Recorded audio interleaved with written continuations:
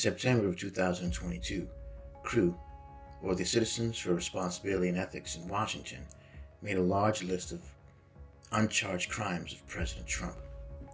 It's quite exhaustive. The table lists the statutes that were violated and also links to source evidence. Some people are wondering if the Justice Department is even working. I completely understand the frustration, and I'm there with you. The list of uncharged crimes include campaign finance violations, obstruction of justice, and attempted overthrow of the government. But do any of you remember the saga of Trump's stock manipulation? His brazen disrespect of the law is what draws so many people to him. When the news first broke of possible stock manipulation, I wasn't surprised. It started out with large after-hours future bets. Then, in the morning, Trump would tweet something out and the markets would react to it. The trades kept getting bigger and bigger. At the time, I just shook my head thinking, the market is just going to clap this guy in the ass. He was accused of stock manipulation in the past and also somehow skated from that as well. That was a simple company pump and dump, something we will get into in a different chapter. This was him as president trying to do the same thing literally on a global scale, and everyone was watching. I could use visuals to help convey my personal experience that I wrote about in my book, How to Control Humans. But it's a good idea to be as targeted as possible so that you all can come away with learning at least one thing. The truth is, all the while Trump was flagrantly disrespecting the markets, I actually had faith that the markets would all even out. In the fall of 2019, all the talking heads and market prognosticators, including myself, expected a market correction, followed by a continued march upwards. Something else happened. It was a weird moment for financial talking heads. For months, they casually commented on the president's potentially breaking the law with perfectly timed trades and tweets. This was different. They all, in unison, questioned if the stock market was being manipulated. And they never again even mentioned Trump. Fast forward only a few weeks, but in Trump time it felt like years. The market continued to rise until the pandemic hit. Trump tried to pretend that COVID wasn't a big deal. I can list quite a few reasons why, but we really need to focus on the money. In my opinion, the markets themselves needed a correction just to be normal. When cities all around the country declared an emergency lockdown, the market plummeted. Then the entire nation went into lockdown. The stock market took a nosedive. This is what's supposed to happen. At least, this is what I thought was supposed to happen. By the middle of March, just when things are just starting to lock down and businesses were all around the country on the brink of collapse, the markets bounced back and continued to climb through the end of the year. This time, none of the financial talking heads were talking about stock manipulation. They all just regurgitated the same line. Investors like Trump. What the hell does that even mean? As someone who studied and successfully traded the markets, I knew right away what happened. Someone, or a group of someones, with literally trillions of dollars in liquid capital, bid the price up. In that moment, I was scared. I was scared of COVID, but even more terrified that a group of people with that level of liquid assets existed. How they felt about Trump is irrelevant. Firstly, they were violating the golden rule of the markets. You're supposed to buy low and sell high. They bought high and continued buying. Before I go on, I need to stress, if a group of individuals regularly coordinate stock trade values in the trillions, then those people can effortlessly control any stock price that they wish. They can make a company or break a company. this would potentially make these individuals a national security threat. How and why could Trump do this? The how is right up his alley. He could have gotten leverage over this shadowy group and demanded that they raise the stock price. From what I've seen from Trump, he doesn't back down if he's got leverage over you. For sure, he wasn't going to listen to technical reasons why the price should go down. Which leads to the why. He was knee-deep in the presidential campaign, and since he's such a showman with a fragile ego, there was a particular clip circulating around that predicted 4 years of a Trump presidency. The Simpsons. As you know, we've inherited quite a budget crunch from President Trump. How bad is it, Secretary Van Houten? We're broke. Donald Trump wasn't running on any particular successes. The only thing that he could point to was the stock market. It was at all-time highs under Trump. Unfortunately, he exposed the controller's hand by forcing them to commit trillions of dollars into a falling market. The very rich now outright own 89% of the stock market. If you read articles or watch news programs about the rich owning almost all of the stocks, it's always framed as a problem that we all have to come together and fix. 2020 opened my eyes. The stock market, and what we call the free market, is a scam designed to distract and manipulate us. I can prove it to you. I want you to go to finance.yahoo.com. From there, you can check public records for these massive companies. The first thing that I'll choose is Walmart, for example.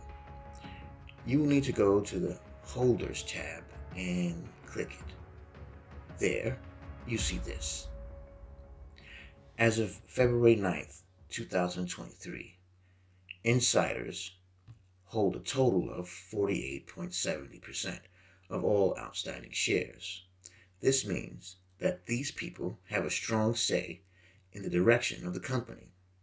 The largest shareholders are likely the Waltons. Look at the percent held by institutions. It's 32.92%. Combined with the insiders, that's a solid 80% stock ownership. What does this mean? It means that the insiders and the institutions both limited the supply of Walmart shares. The limited supply allows the price to go up. Look at the number of institutions who own shares in this company. It's 3,290. The thing that we're going to look at, mainly focus on, is the top institutional shareholders. Vanguard, BlackRock, State Street, Geo Capital, Price T. Rowe, Associates, Bank of America, Morgan Stanley, Norges Bank, and FMR. Almost every stock has been like this since 2020. The top three is almost always BlackRock, Vanguard, and State Street. I can do the same thing with every name on this list. It will make the video too long, and how about I leave it up to you to try and streamline this video? Firstly, State Street isn't publicly listed, so we can't use that. I'm going to start with BlackRock. Why? Because there's a cool YouTube documentary specifically about BlackRock. I put it in the link on in the info box. Watch the entire thing. It's terrifying. It becomes even more so when you look at the holdings. As you can see, insiders own 1% of the company. What does this mean? Everyone there are employees. 80% of BlackRock is owned by institutions. In the years that I've been trading, I've never seen so many companies bought out this much by institutions. Out of 2,326 institutions, who do you think owns the most? Surprise! Now, I'm going to do the same thing for all of the publicly listed companies here showing that are top institutions for BlackRock. In addition, I'm going to add the remaining two banks, Wells Fargo and Citigroup. Hopefully, you'll see a pattern. In my previous video, The Kingdom Never Died, I said a small group of businessmen took the place of the king. In a way, it seems obvious, but how can a small group of people own everything? This group moves in slow motion, so as not to be recognized. Their plans are multi-generational. If they had $1 trillion in assets, it is a simple thing to control any corporation on the stock market. The number of institutions holding shares in these large corporations usually number in the thousands. It's a simple matter of telling these companies what to do, buy or sell, as they're all employees.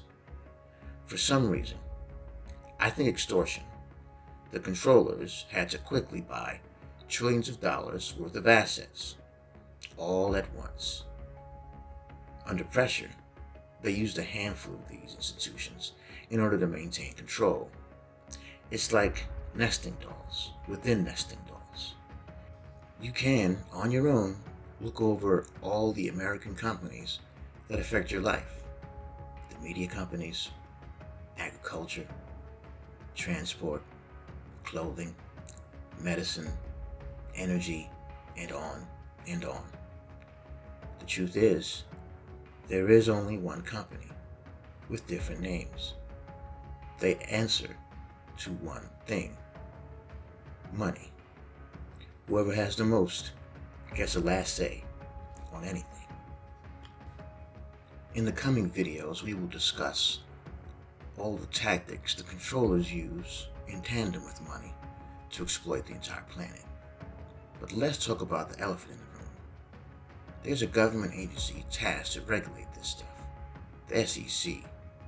In addition, if I'm right, there are a lot of alphabet agencies that also would have a say in this. If a small group of people own everything, what we've been living through was precisely slavery. If they own most of the goods and services, and they control most of the labor, then we are literally all trapped. People keep wondering why we keep having to deal with creeping authoritarianism. I'll tell you, we're still living at the pleasure of the king. He's just changed form. This group can be charged with market manipulation, among other things. The problem is, if the SEC exposes them, they won't have a job afterwards, would they? We're headed for some trying times. The controllers can't dump their shares. With so little interest or trade volume, selling anything would send every share close to zero. In my book, I speculated that this is the plan. They need a recession. They need an out. It is a giant scam. They need people to give them their money, and then they'll own overpriced garbage. No one dared call the pandemic a recession. Why? Because stocks were up. It's weird. Without Trump, the pandemic would have been extra troubling for many Americans. The stock market was sold as a rainy day fund. Just invest and allow the magic to happen. But that's not what ever happens, does it? Usually, when the markets drop unexpectedly, all of your value is gone. I suspect a lot of the shenanigans going on today all relate to the fact that the victims left the stock market at a profit, exactly when they needed it the most.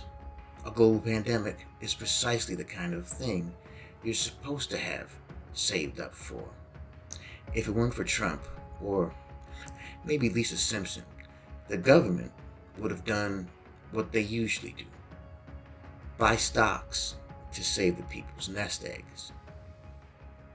How can they get people to trust the stock market again? It's a mystery to me. I know that I'm at a huge disadvantage, and at any time, the richest people in the world can change the direction of any stock. Why hasn't Trump been charged? These are giant crimes involving far more people than Trump.